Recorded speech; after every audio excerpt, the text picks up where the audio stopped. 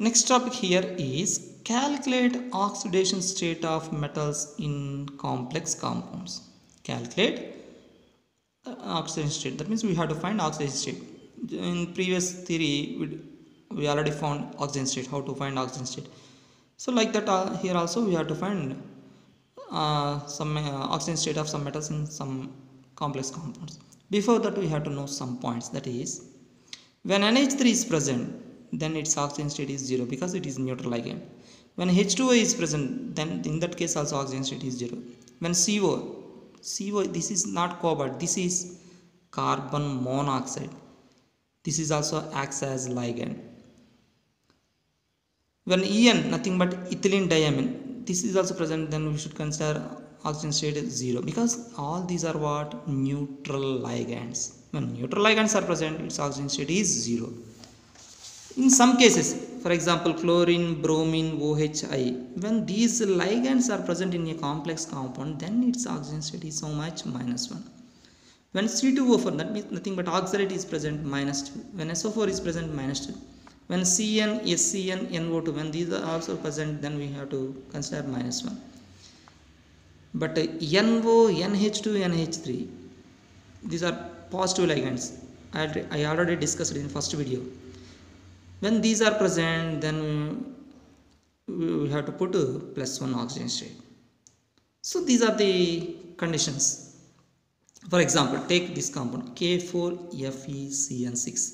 In this case, what we have to find, in every time we have to find oxidation state of metal. Here, what is the metal? Iron. That means we have to find oxidation state of iron. See, potassium, this is first A group element. When the first A group elements are present, automatically its oxidation state is how much? +1. So 4 into +1 plus iron, how much? We have to find it. That is why X plus 6 into cyanide, how much? Here cyanide is how much? -1.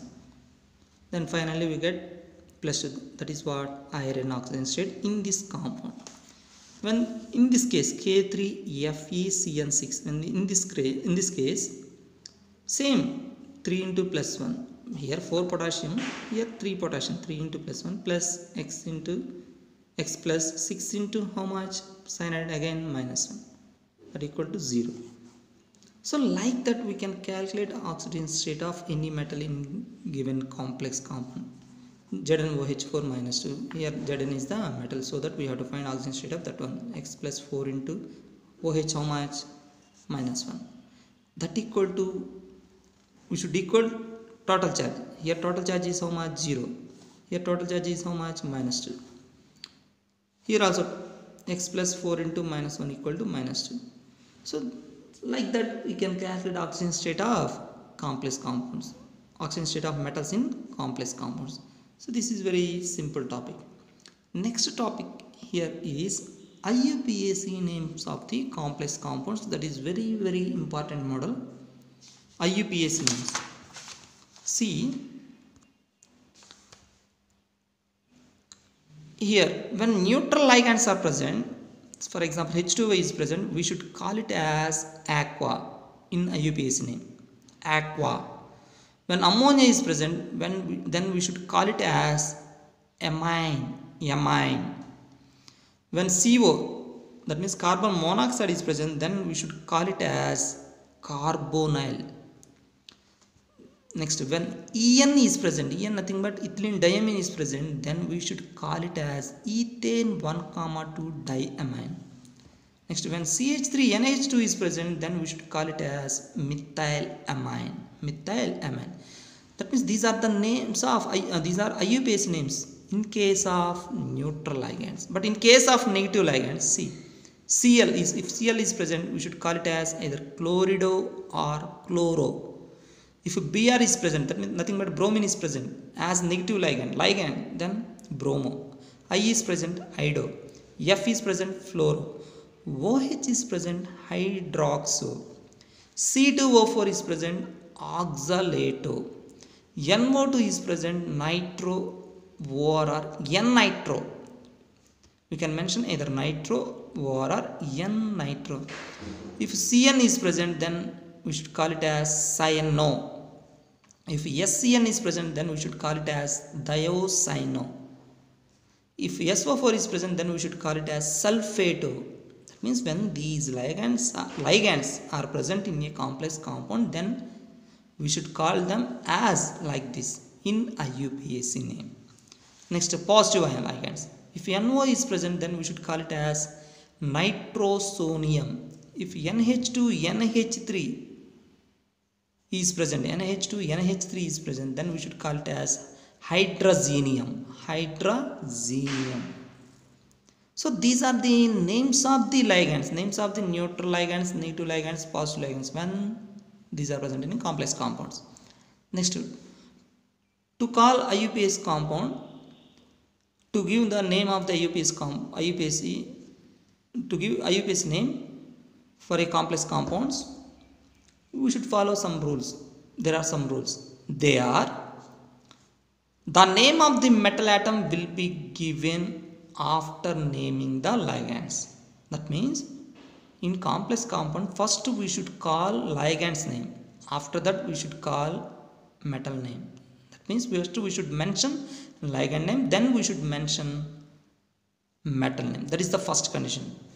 After mentioning the name of the ligand, we should mention the name of the metal. That is the first rule. Second rule: if different ligands are present, then name given to ligand in alphabetical order. Suppose if SCN-SO4, these two ligands are present. Among those two ligands, which will be given first order, first priority? Cyano, because this starts with C.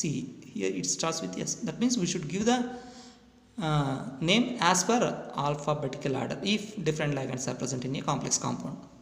Next, that is the second point. Third point: if two or more same ligands are present, then the prefixes of ligands are called di, tri, tetra, penta for 2, 3, 4, 5. That means if two same ligands, that means if two NH3 molecules are present, then diamine.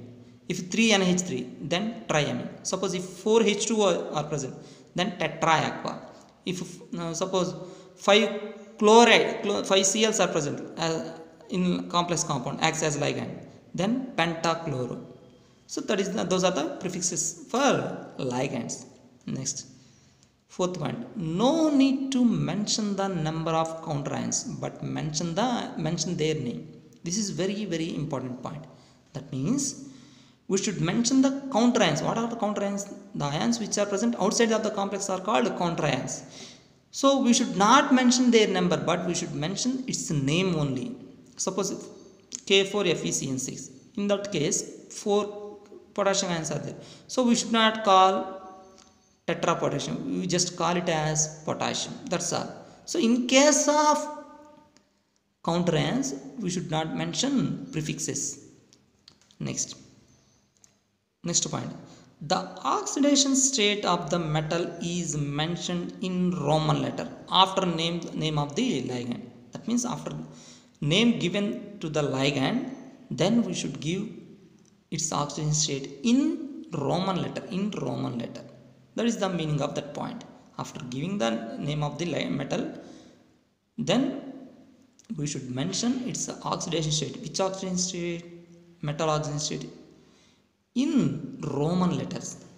Next point: in case of cationic complexes and neutral complexes, this is a very important point. In case of cationic complexes and neutral complexes, there is no change in the name of the metal.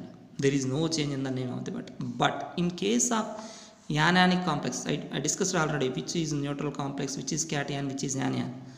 In case of cationic complexes and neutral complexes, there is no change in the name of the metal. But in case of anionic complexes, the name of the metal ends with 8. In case of anionic complexes only, the name of the metal ends with 8. For example, if Cu is present in an anionic complex, then its name becomes cuprate. If Fe is present, then ferrate. If Ni is present, nickelate. If CO is present, CO nothing but cobalt here, cobaltate. If Cr is present, chromate. If Ag is present, argentate. If Pt is present, platinate. If Zn is present, zincate. So the name of the metal should ends with 8 when that metal is present in anionic complex. Anionic complex means in a given compound, in a given complex compound, if square bracket is present right side, that is called anionic complex. In other words, if that coordination sphere exhibits negative charge, that is called anionic complex. If it exhibits positive charge, that is called cationic complex. If it is not having any charge, that is called neutral complex. Next, last point regarding rules of the IUPAC names, that is, if complex ligands are present. Complex ligands means if the name of the ligand contains di-tri. I repeat once again, if the name of the ligand contains di-tri, then those ligands are called complex ligands. If such type of ligands are present more than two or more, then in such cases prefixes are bis for 2, tris for 3, tetrarch is for 4, pentarch is for 5. For example, what is the complex compound? Ethylene diamine, EL. See, in name itself, ethylene diamine. That means di is present. If 2 ethylene diamines are present, then we should call it as bis ethylene diamine or bis ethane 1, 2. Sorry, in case of ethylene diamine, what is its IUPAC name? Ethane 1, 2 diamine. In case of ethylene diamine, if 2 ethylene diamine ligands are present, so what is the name of the ligand? Bis ethane 1, 2 diamine. We should not call it as di-ethane 1, 2 diamine. That means we should not mention 2 di. That is why we should mention bis. If suppose those ligands are 3, then its name is tris ethane 1, 2 diamine, not tri 1, 2, not tri ethane 1, 2 diamine. So ethylene diamine is considered as complex ligand because that ligand name itself di is present. That is why it is called complex ligand. When such type of ligands are present, 2 or more, then these are the prefixes. We should follow these prefixes. So complex ligand means if the name of the ligand contains di-tri, then those ligands are called complex ligands. Most of the ligands are normal ligands. Very few ligands are complex ligands. In our syllabus, only ethylene diamine is considered as complex ligand because in name itself it contains di. That is why it is called complex ligand.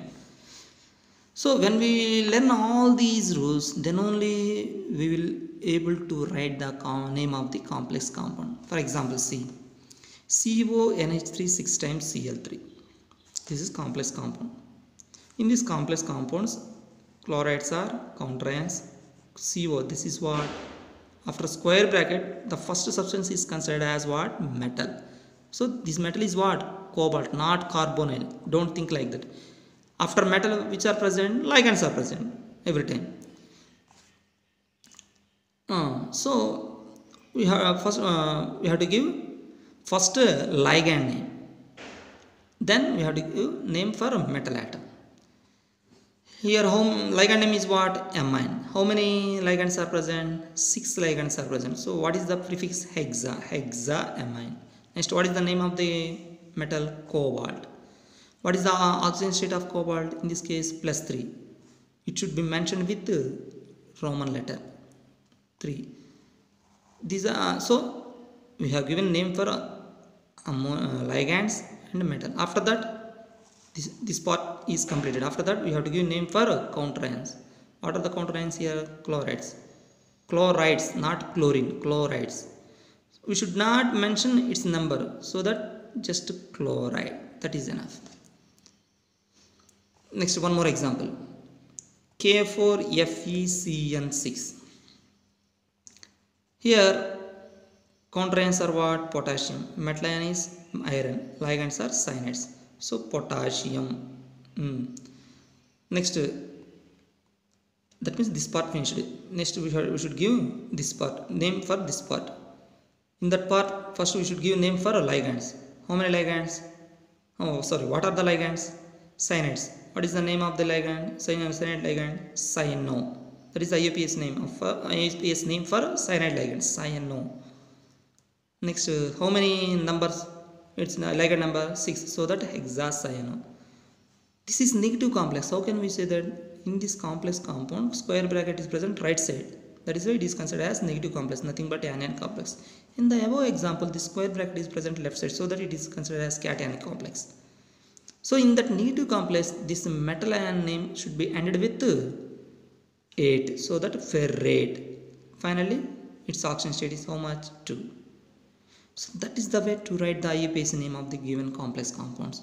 One more example, K3FeCN6, potassium, K3.